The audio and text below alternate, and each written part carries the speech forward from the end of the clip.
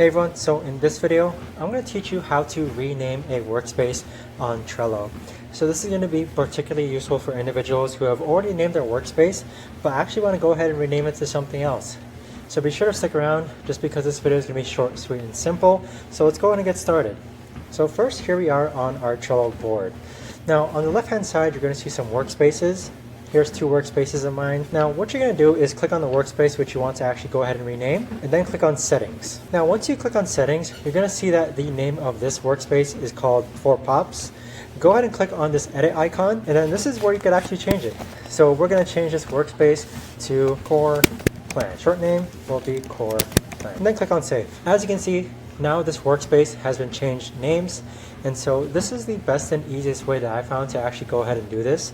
If you know of a better or easier way to actually do this, let me know in the comments down below. Thanks so much for watching everyone, and I'll see you guys all in the next video.